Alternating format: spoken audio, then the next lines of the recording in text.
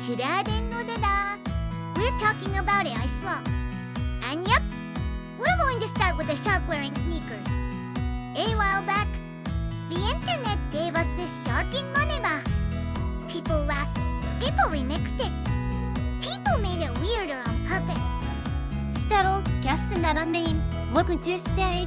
Here's the thing, that's the trap. Italian Brainrot is genuinely funny. But it also shows the exact moment when creativity tips over into flood. The problem is not that I made something weird. The problem is that I makes weirdness infinitely cheap, infinitely repeatable, and then AI-able. So first, let's pin down what AI Slop actually is. Basically, AI Slop is the junk food of the internet. It looks like content, it moves like content, it can even be entertaining. But it's made fast, cheap, and in huge quantities. 小学で絶叫使えるやばい。 Exactly! A person can use AI carefully and thoughtfully. That is not automatically Slop. Slop starts when nobody adds judgment, context, research, or responsibility. And this isn't just our opinion.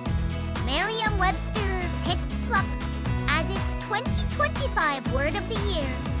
They define it as digital content of low quality, usually produced in quantity by the American Dialect Society chose Slop too. They noted that by 2025, people often just say Slop without even adding the word, シャルモルブツェを指しして選挙した。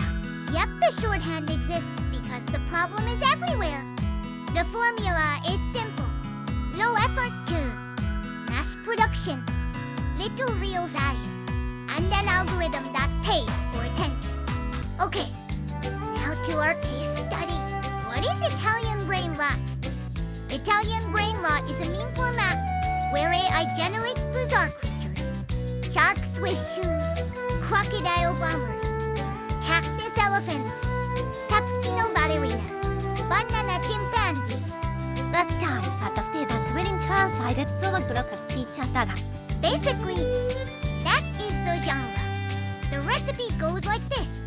Take an animal, bolt on an everyday object, a food, or a weapon. Give it a fake Italian name with suffixes like INI or LO. Add a synthetic Italian text-to-speech voice. Wrap it in absurd, rhyming, nonsense lore. That's how you get characters like Tralalero, and Bombardiro, or crocodile, and Chimpanzini ban anini, and or ila. なんで最初そうでもいたってば。 Yep, huge. Especially with younger viewers on short-form video. So, why does Italian Brainrot actually work? It works because the AI mistakes are the joke. The distorted anatomy, the random objects, the broken language, the nonsense lore. All of it feels like the internet dreaming with a fever. 小学小学にすったアスカキャミステリスタザキ。もくじゅうしてです。 Exactly. And that is why Italian Brainrot is worth paying attention to. It turns AI's weakness into a recognizable style. It has a look. It's participatory. It's remixable. Culturally, that's actually interesting. But here's the pivot. When a style becomes a template, the template becomes a factory. はい、that's this starts building just a joke. Yep, from here on, things get a little darker. The first danger of AI Slop is attention pollution. Your feed stops being a place where people share things. It becomes a vending machine for whatever can buy one more second of watch time. 小リーズンto nonsenseってチャムシトアスロコ。 Especially nonsense. If it's bright, fast, strange, and cheap, the algorithm doesn't care whether it means anything. The Guardian cited research from AP Wayne with a striking finding. More than 20% of videos shown to a brand new YouTube account were classified as AI Slop. The channels they surveyed had collected tens of billions of views and large estimated annual revenues. YouTube updated its monetization policy in July 2025. It clarified that repetitive or mass-produced, inauthentic content is not eligible for monetization. 쇼크와츠와 소라트미 쇼크야가자치. Aware. Yes, solving it. Not yet. The second danger is trust collapse. When everything can be generated cheaply, every viewer starts asking the same questions. Is this real? Is this fake? Sponsored? Stolen? Automated? Fake? That's how it's shosted. It is. The cost of making content is falling, but the cost of checking content is rising. WIRED reported on Reddit moderators struggling with suspected AI-generated posts. Researchers told them no detector is 100% reliable for AI text. And here's the quiet part. Even the possibility that a post is AI is enough to chip away at trust. Yep, you don't need actual slop to poison the well. You just need plausible slop. The third danger is fraud. AI slop isn't just silly videos. It can become an ad fraud machine. Yep. And I makes that factory cheaper than ever. Axios reported on a major investigation. Researchers uncovered a network of more than 200 AI slop websites, all built by one group using simple AI prompts. The sites were designed for phishing or ad revenue.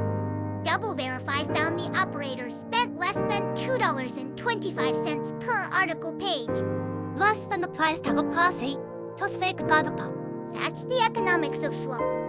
Pennies in, attention out. Advertisers pay the bill. The fourth danger is about children. Italian Brainrot is funny to adults because we know it's nonsense.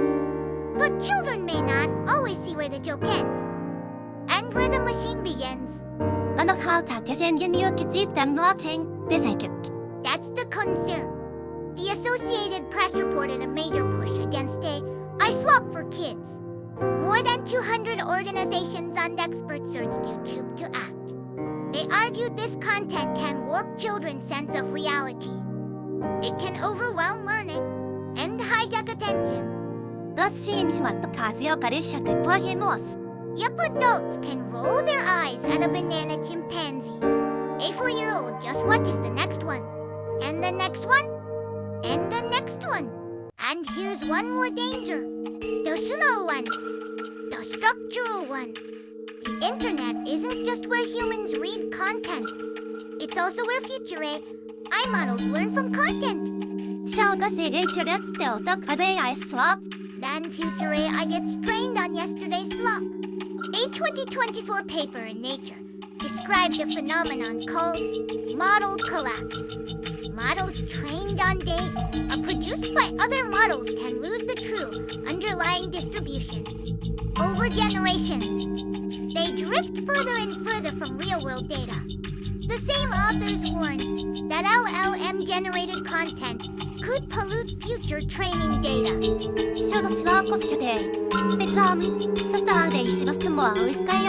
Yep. And once that loop starts, it's very hard to clean up. So let's pull this together. Italian Brain. Rot shows both sides of AI culture at the same time.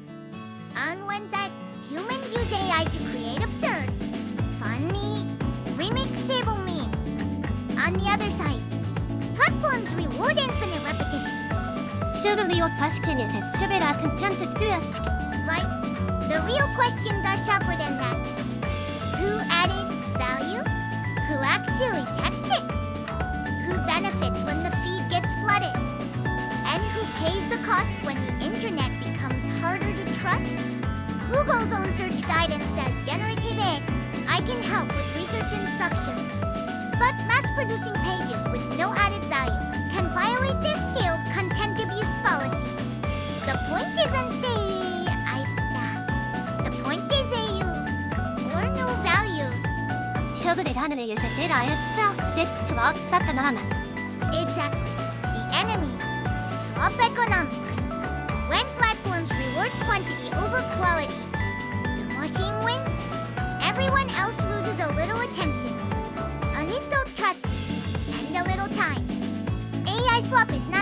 future of creativity. It's what happens when creativity gets replaced by a content machine. A machine that never gets tired, never gets embarrassed, and never asks whether anyone actually needed this in the first place. Italian Brainrot is funny, but it's also a warning about what the internet becomes when content is cheaper than